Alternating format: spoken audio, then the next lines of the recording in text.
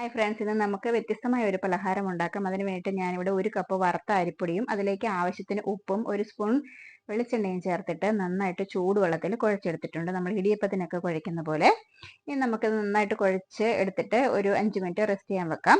ആ സമയം കൊണ്ട് നമുക്ക് അതിലേക്ക് ആവശ്യമായ ഒരു കൂട്ട് തയ്യാറാക്കാം. ഇതിന് വേണ്ടിയിട്ട് കുറച്ച് ശർക്കരയിൽ 1 കപ്പ് തേങ്ങയും ഇച്ചിരി ഏലക്കയും കൂടെ പൊടിച്ചത് ചേർത്തിട്ട് നന്നായിട്ട് ഇളക്കിയെടുക്കാം. ഇനി നമുക്ക് ഈ മാവ് കുറച്ച് ഉരുട്ടിയെടുത്തിട്ട് ഒരു ഇടിയപ്പം ഉണ്ടാക്കുന്ന അച്ചിലേക്ക് ഇട്ട് കൊടുത്തിട്ട് ഒരു വാഴയിലേക്ക് പരത്തി നമ്മൾ ഇടിയപ്പം ഉണ്ടാക്കുന്നത് പോലെ നന്നായിട്ട് പരത്തി കൊടുക്കാം. എന്നിട്ട് ഇതിന്റെ നടുക്കിലേക്ക് നമുക്ക് ഈ തേങ്ങാക്കൂട്ട് വെച്ചിട്ട് ഇതിങ്ങനെ മടക്കി എടുക്കാം. അങ്ങനെ നമുക്ക് എല്ലാം ഇങ്ങനെ ചെയ്തെടുക്കാം. എന്നിട്ട് നമ്മൾ അപ്പച്ചെമ്പിൽ വെച്ചിട്ട് ആവി കയറ്റി എടുക്കുകയാണ് ചെയ്യുന്നത്.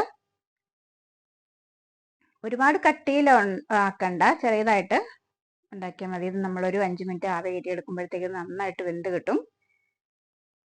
ഇത് കണ്ടോ, ഇത് കഴിക്കാനായിട്ട് നല്ല ടേസ്റ്റ് ആണ്, നല്ല സോഫ്റ്റ് ആയിട്ടാണ് ഇരിക്കുന്നത്. എല്ലാവരും ഒന്ന് ട്രൈ ചെയ്ത് നോക്കണം കേട്ടോ, എല്ലാവർക്കും ഇഷ്ടപ്പെടും. അധികം പ്രത്യേകിച്ച് പണിയൊന്നുമില്ല, നമ്മൾ കൊഴുക്കട്ട ഉണ്ടാക്കുന്ന പോലെ തന്നെ ആ ഒരു ഇതാണ്, അങ്ങനെ ഉണ്ടാക്കിയെടുത്താൽ മതി.